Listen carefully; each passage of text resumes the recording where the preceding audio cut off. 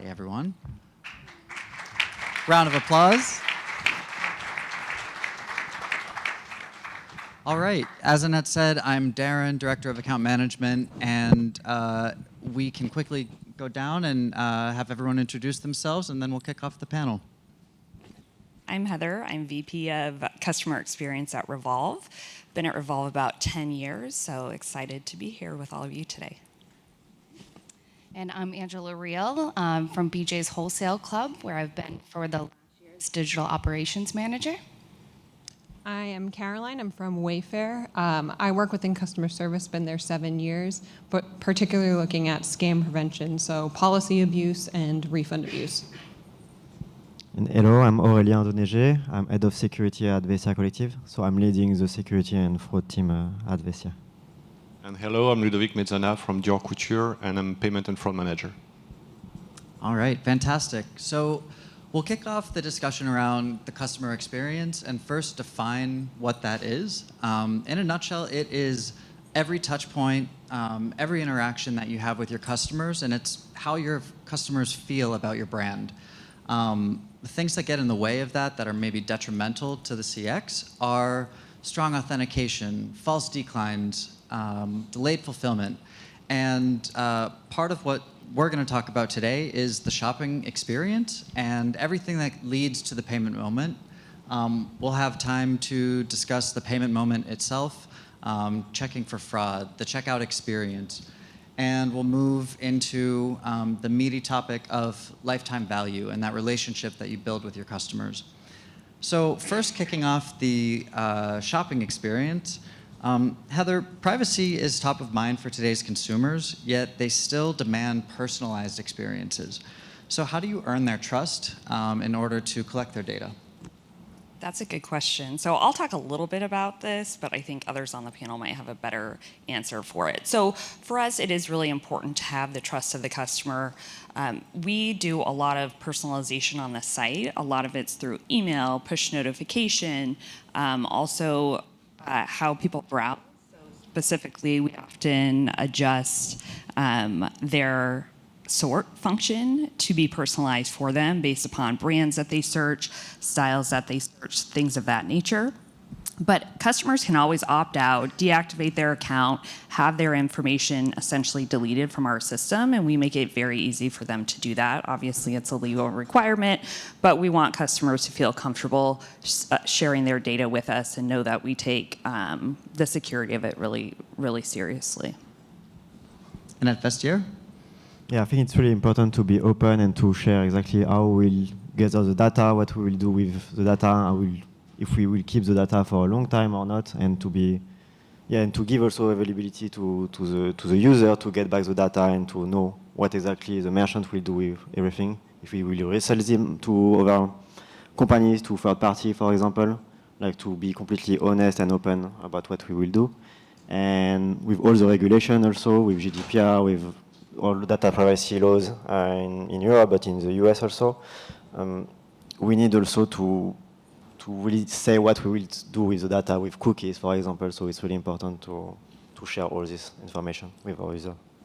And can you go into a bit more about how you're protecting customer data? So basically, first it's important also that the user is safe on our platform and he knows that the data will not be lost or stolen by any hackers or attackers, for example.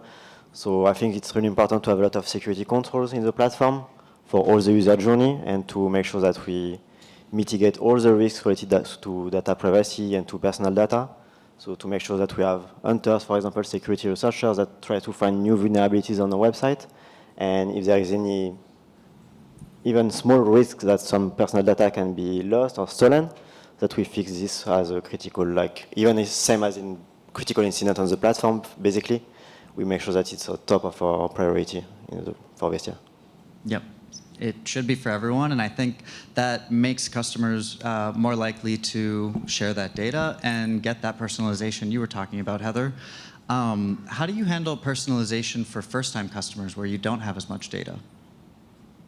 I can take this one, and it's a little bit difficult to follow a presentation on personalization, so I'll do my best. But I think for first-time customers, you can start to learn a lot really quickly based on the clicks and the searches. So if you think about somebody shopping on Wayfair, they're looking for a couch and it's their first time on site.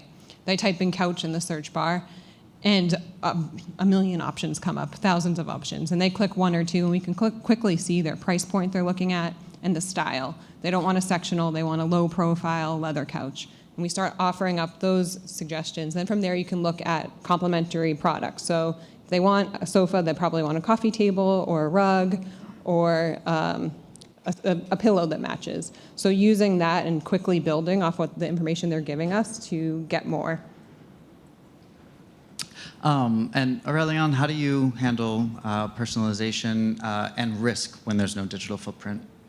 So basically, it's important to not add a lot of friction to the end user when he goes to our platform.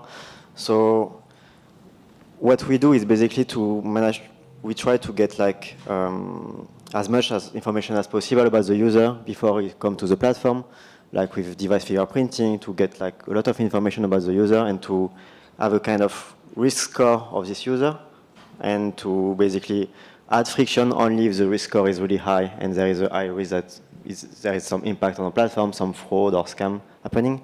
And in this case, we can do some double check, some verification, phone verification, for example, send a SMS to make sure that the user is the one we say he is, basically. And yeah, to add friction only if the score is high on the platform. Cool. So thinking about how customers have changed their preferences, especially with COVID, a lot more customers are open today to additional new technologies such as virtual or augmented reality. At Wayfair, how have you invested in those technologies? So we started using augmented reality a few years prior to COVID. It obviously worked out when COVID happened that we had that. But when you're selling furniture online, when you go to buy that leather couch, most people want to sit in it, feel it, know what it's going to look like in their space. And as a solution to this, we use augmented reality to, right now our most recent implementation has been you can take a photo of your room and then search for the couch. And then it provides stickers that you can then pull into the photo to see what it would look like in your space. It really helps to build trust and give that experience of what you would typically get in a store. And Heather, at Revolve, you've started using augmented reality as well? The technology is not really there on the fashion side. So I think we actually had fit predictors and a little bit of augmented reality come out almost 10 years ago. It's just not there yet. And again, we want the customer to have a wonderful experience when ordering from us. And we don't want someone to be deterred from ordering something based on technology that we don't feel like is there yet. It's echoing kind of what Brendan said just before. Social commerce is also on the rise. How are you using social channels?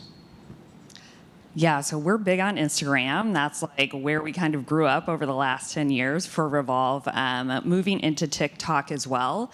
So Instagram, we work with a network of influencers.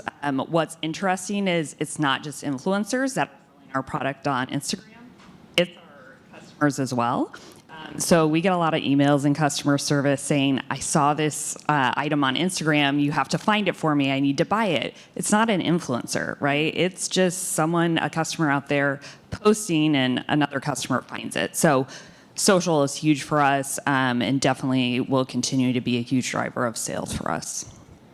And I think we see that same thing at Wayfair. So you have the influencers and celebrities. We have Kelly Clarkson, and she's helping to sell. But I think what's really valuable and helps build trust is customers posting a photo of their living room and what it looks like in their space, us reposting that and having the link to whatever is in that picture, and allowing them to really see it instead of just seeing it in an advertisement. I want to move to the omni-channel approach and thinking of different ways to buy offline. Angela, how has, with COVID, BOPIS, or buy online, pick up in store, or in club, BJ's, has really exploded. How have you guys implemented that strategy? Sure. So lucky for BJ's, we also had introduced BOPIC, so Buy Online, Pick Up in Club, prior to the pandemic really kicking in. So luckily, we had a good foundation. We were able to quickly, expand the BOPIC offering to the entire in-club assortment. So really giving the convenience to members who were shopping on bjs.com or the app to essentially do their entire grocery order, buy a TV, whatever it was their needs were at that time, and be able to pick that up in the club within 2 hours in some cases.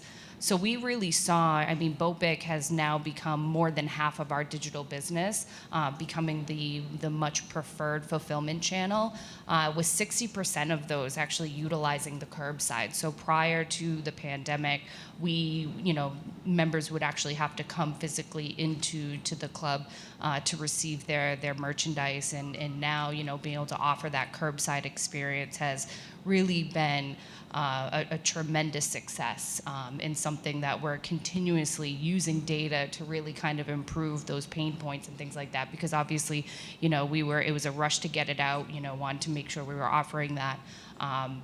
But we're continuously trying to improve it, listening to our customers, our members, to make that the best experience possible. It sounds like the transformation was a huge driver of growth. We also expect with these kinds of new sales channels, fraud will follow. So can you describe a bit of some interesting fraud insights and how you approach the new fraud that you might have seen there? Sure. So with BOPIC, fraud hasn't been quite as big of a trend as like we've seen in some other channels. So one that comes to mind is our Ship from Club channel. So this is, again, where member can place an order on the website, it's shipping to them. They don't quite know where it's coming from, but many cases it's coming from one of our physical clubs. And we offer a great value to our members, including different shipping promotions. And so what we've seen over the pandemic, and I presume it's because it was a new business opportunity for folks who were maybe stuck in their house, but they're buying on the site and shipping to their customers. So maybe they have an Amazon or an eBay marketplace, and so they're really taking advantage of the value in the different shipping promotions. So these members are placing 100,000+ orders in a single day, which actually just wreaks havoc on operations, profitability, and all of that. So although not traditional fraud, this is definitely something that we see as abuse, and trying to come up with different ways of how to combat that. We still want that revenue, we still want to see that demand. It's not necessarily bad, but how can we turn that into more of a profitable member customer? So that's been really one of the things that's really come up during the pandemic. Great. So for the shopping experience and everything that gets us to this point, thinking about personalization and data collection and trust, want to open it up if anyone has any questions. We have a few minutes for questions before we move on. Don't be shy. All right, so let's move on to the payment moment. So this is really the core of your merchant-customer relationship, and it's the when and where it happens. So we know that offering more payment options is a way to eliminate friction and really drive customer trust and that good experience. But introducing new payment methods does attract new fraud MOs, including BOPIC. But thinking just online, Aurélien, what kind of payment methods have you introduced? We've introduced buy now, pay later method a few years ago now, but basically it was bringing a lot of business to our company, of course. It was attracting a new type of customers that we did not have before. But it also, we realized also after a few months that it also attracted some new group of fraudsters. Right. And they were really, really focused and with a lot of knowledge, and they were managing to steal some identity of real user from the buy now, pay later payment provider. And they managed to reuse and create fake user on our platform, for example, to place fraudulent orders. And to be honest, the scale of the attack was that huge and that big that it was really hard to mitigate it at first. But basically to work hand in hand with the buy now pay later solution and also to find ways, security controls to find the pattern of those fraudsters helped us to mitigate the issue.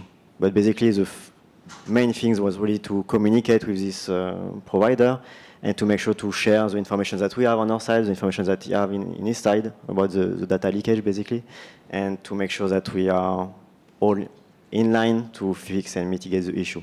And also on the long term to build like maybe better communication between us, and also to have protection for us, for the merchant, to make sure that if there is an attack coming from the buy now pay later method, that we are also covered on our side, and we don't have to handle all the costs, operationally speaking, on fraud and so on.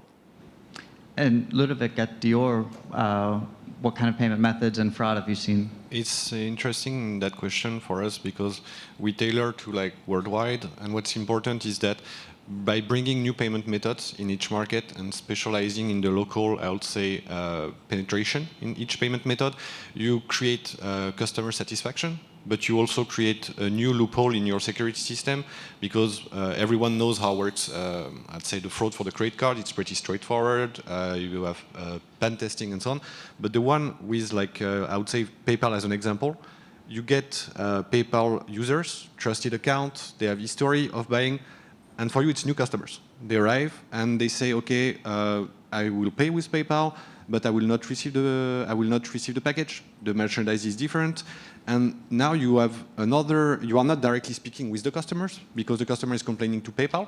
So PayPal is doing first, I would say, the first screening, but then after you have like a new player which is standing between you and the customers. So it's interesting to create new ways of payment for the customers, but for us it's creating also a lot of frustration because we don't know what PayPal is filtering. Maybe it's good customers for us, maybe it's bad customers for them. So like it's really like everything is in balance. So you need to talk with each of the providers, understand how they are filtering the orders, filtering the customers, and if you want them to filter like that, or if you want to handle more of the filtering. It's interesting. You're also, in that sense, losing a bit of the customer experience control. Right? Exactly, yeah. Heather, what about at BJ's? Or sorry, Angela. Angela. No, that's fine. So recently we introduced a new payment option for members who were actually shopping physically through the BJ's app. And so the intent there was allowing members to be able to shop physically in the club while scanning the items as they go, allowing them to really just skip the entire checkout and in some cases really long lines.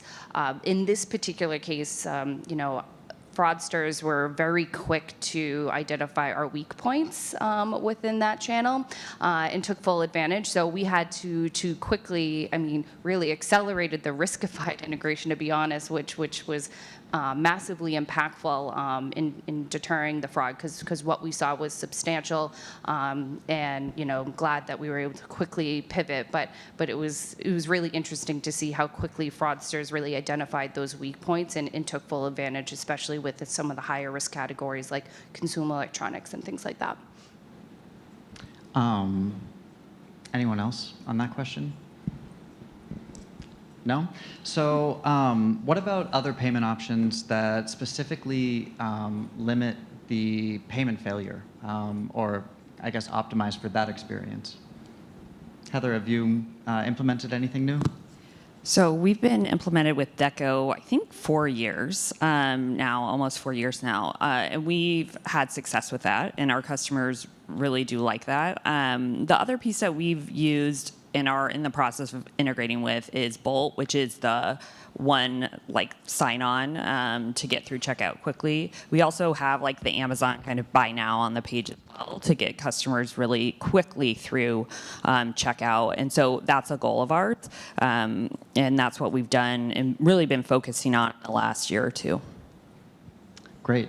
So thinking about device-specific, 70% of consumers use their phones to shop, yet, as we already heard today, their conversion rate on mobile is much less than on desktop, and that's consistent. How are you tailoring your checkout flows to optimize for the mobile experience? And can you share a bit about how it's impacted your fraud strategy? Ludovic? Sure. For us, what's important is that most of the customers, we have a lot of people which are browsing the website with their phone, but then after they want to buy on the desktop. So what we want to really focus on for the, I would say, the mobile customer is the people that are buying compulsively. Like they say, oh, I'm looking at that article 1 time, 2 times, 3 times. It's pretty pricey, let's be honest. The point is that you want to, I would say, convert the sale on the product page. So with that, what you have is like you have PayPal Express, Apple Pay Express, Google Express. These are your best friends. For us, it's like 1 click. They go directly in the purchase funnel. They can select even the delivery time slot and all that. And for us, puff, after it's done. It's very important for us, and it's a very powerful tool. On the other hand, what we have is that we are also losing a lot of customers, not especially on the American market or in APAC, but when we are using 3DS, for example, with the PSD2 in Europe, we need to find, I would say, alternative payment methods such as open banking and the such to really purchase, to enable the customer to purchase and avoid the drop due to the credit card 3D Secure. And Heather, what about at Revolve? Yeah, so a lot of our customers are on mobile and the app, and we spend a ton of time looking at checkout in those two properties. It's really important that customers, again, get through checkout quickly. Our customers are honestly shopping with us a lot, especially those customers that are on the app mobile. They don't want to take a ton of time in checkout. So we want to make sure the really important pieces are really at the top so they don't have to scroll. So our UX team spends a ton of time there. We A/B test everything that goes in those two checkout flows. And our best customers are spending most of their time in the app, and they're also checking out in the app.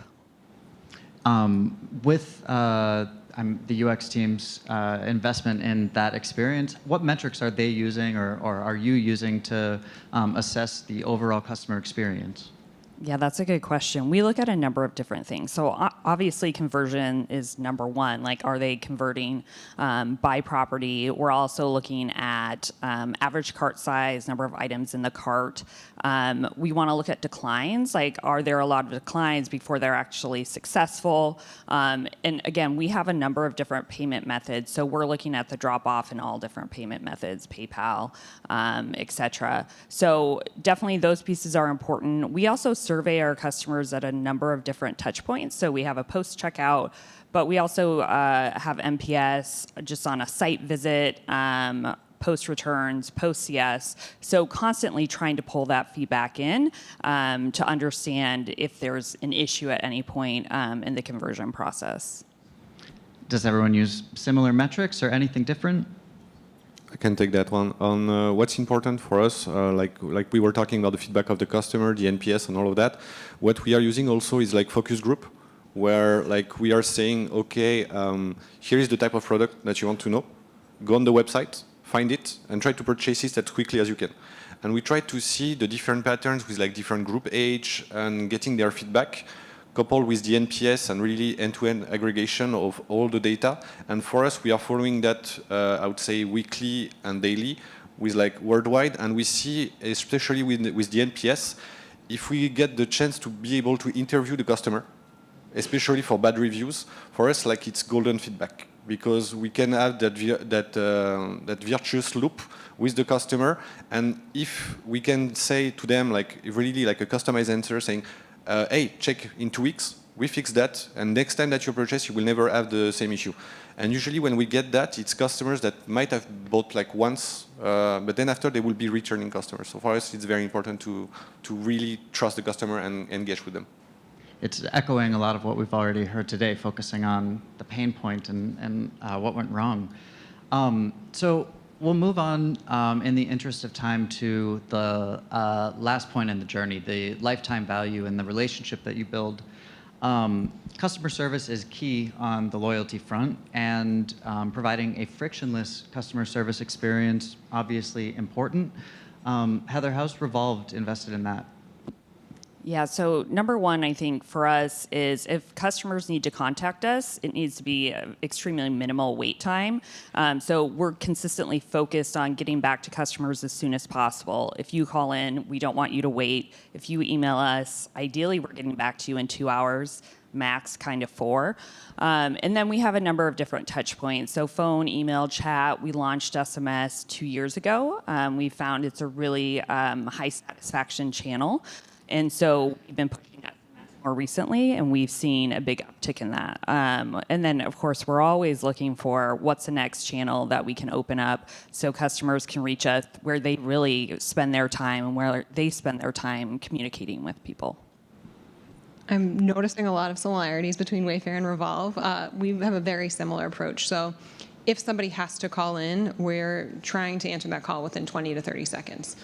It's very painful, as we all know, to sit on the phone and wait for somebody to answer. Another thing that we're investing in is self-service. So enabling customers, if they have a question on the status of their product or want to return something, they can do that themselves in their My account. And SMS has been really beneficial for us as well. We're looking to get into WhatsApp and other messaging apps as well, just to remove any frictions we can.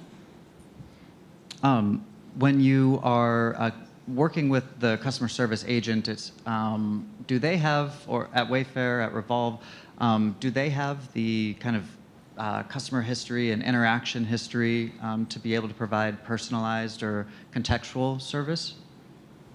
At Wayfair, they do. So they have all of the order history. They can see the prior interactions. I think this is really important for customer experience, but really more important for preventing scam and fraud. A great example that I think really illustrates this was last week I was looking at an order for a console table. The front of it had a little scratch on it. It should have gotten a discount, and they did. So they called in. They said it was damaged. They provide a photo. We gave them a 10% discount or whatever it may have been. They weren't satisfied with that, so they called in a week later and got a different agent. And they said that console table was actually lost and never arrived at their house. So that agent was able to look back at the prior contact, see that we already had a photo of it, that it was damaged, and they did not get the full resolution. If we didn't give that visibility, we wouldn't have been able to catch that. It sounds like you guys are seeing a lot of policy abuse issues. Everyone is experiencing that now. How are you handling those through your CX? Ludovic? Why not? For us, the policy abuse, it's you can categorize it. It depends. Like you have I would say returning shoppers, where the policy is more like about the quota, the type of item that they can buy, how often can they buy it, and also the amount of money that they are spending with us. Because also given the high price ticket that we have, we really have to look also at I'd say not money laundering, but it can be. So what's important is that when there is, I will take a specific example. We had a very successful collaboration that was happening in last July. And we said, okay, we have this number of pieces for each item in each market, and we want to be as fair as possible with the very important customers that we have, the elite customers, but also trying to engage new customer segment to really to get them inside the brand and inside the Dior universe. We saw some people which were buying, I don't know, 15 to 20 references of the same shoes, 5 different sizes. And then after, they were going on a specific website that I won't name to resell them, to advertise them, because they were out of stock. What we do is that everything goes to manual review, almost everything. So it's pricey for us, but it's necessary because most of the customers, they are getting smart, and they are trying to hide everything. So what we are working on currently with Riskified is the new Policy Protect tool, which we are very much looking forward, and I'm looking your direction, Fina, to really have that product as quickly as possible, because for us, what we don't have currently with our current provider is that we are, let's say, isolated, and we cannot connect with the customers because they are using different emails, a lot of data points. What we are really looking forward is the new product, and with the power of Riskified is really to be able to connect them in their, I would say, universe, and to see this data point coming back, to be able to reduce the friction on that and take more instant decisions. So it's very important for us. Wayfair's been doing a lot on this for a long time. How are you handling policy abuse? I could talk about this for 3 days, but I'll try to make it in 30 seconds. We have our strategy divided into really 3 pillars. So it's detection, and that's where Riskified and other providers come in to help us find the scammers as soon as they are on our site. And then there's the second pillar of prevention. Once we know that they're a scammer, we have different levels of friction that we put in place based on that individual customer history. And then the third is protect. So how do we improve our reputation across the scammer community to really drive down the scam? And what we're doing there is engaging with law enforcement, searching the dark web for different posts about Wayfair, and really looking for insider threats too as we see people shift to recruit insiders. So Ido mentioned the successful fraud manager of today moving from traditional to where now today's fraud manager is looking at more than just fraud, but abuse as well. But just like with fraud, it's not the only department. So which departments are involved in preventing fraud, policy abuse? We can go down the row. Yeah, so at Revolve, there's a number of different teams that are involved. First of all, our data scientist team, so they risk score every order that we have. And then, of course, we work with Riskified as well. But they're also looking at policy abuse. How likely is this package to come back as lost? And so we use that not only on the front end, but also on the back end when CS is having a conversation with the customer. If it was flagged before it went out, it then goes to risk management for further review. Technology team helps us implement front end, back end changes. And I think the most important partnership that we have is with customer service and our risk management team. Our customer service team is talking with customers every single day. If something goes off and they are like, something doesn't seem right here, they're usually correct, right? And so our team will escalate anything that they see as odd to our risk management team. And we've caught a lot of things that way. I'll be honest, it's a whole company though. A lot of return fraud we catch with our returns team. So it's everybody, rowing against the same issue, same problem, and being connected on it. Yeah, I think at BJ's it's similar. We have our reporting, we have our partnership with Riskified. Obviously, that's very critical, but it's really an all hands on deck approach. We're seeing fraud in the clubs, based off digital purchases. Maybe somebody has placed multiple orders for the same item, taking up all of our entire time slots for BOPIC in a single day. They'll scratch their head and say, hey, what's going on? That seems a little unusual. They'll notify us. We'll look into it. You can tell it's something suspicious. So if it's not the folks that are in the club, it's our asset protection team, it's our member care team. It's really can come in all shapes and sizes. So really it's endless in the number of teams that we might work with to detect and prevent fraud and abuse. I think it's been pretty well covered. Customer service, if we change a policy and they don't actually uphold that policy, it's not going to work. But the real heroes are the engineers and product, and I'm not just saying that because they're sitting right there. But really, you need a tech-enabled solution in order to solve this. Manual reviews are great, but being able to use technology to identify and stop scam and policy abuse is really critical. Yeah, I agree, and the impact is really on the operational team. But also, the fraud team for us need to adapt continuously, also build new solution internally in the team, but also with tech team, with, of course, CS, operation, even legal also in some cases. So yeah, it's a joint work in the company, but it's really something where a lot of pressure is on the fraud team to find the issue and find remediation also to implement in the company. For all of the above, obviously, but also what we have for us, it's really the internal control, which is like the angular partner that we are working the most with, the CSC team, which are doing also the tremendous job of talking with the customers and getting really like the feedback and able to be the first line of detection for us, and as well as with the fraud team and the Riskified team also with whom we are working. All hands on deck. So I think we could talk about fraud or abuse MOs all day, and it's interesting stuff. But I'm interested to get your take on where you draw the line between acceptable and abusive behavior, because obviously anything that you put in place against the abusive behavior is going to impact CX, right? So where do you draw the line? How do you think about that? That's a good question. A lot of times, for us, policy abuse is. I view a lot of it as fraud because it's the intent to defraud the company, right? You place an order, item not received.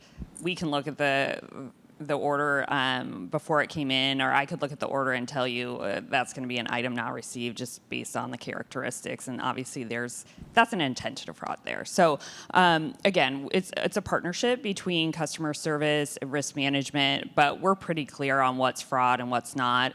Our fraud is typically, policy abuse fraud is typically item not received and then return fraud. So those are the two areas where we draw the line. We push up back on customers. Typically, it's like, well, we've got to get the item to refund you. If we didn't get it, you need to go to your bank. Same thing with item not received. Hey, we see the coordinates where the package was delivered. You're going to have to go back to your bank.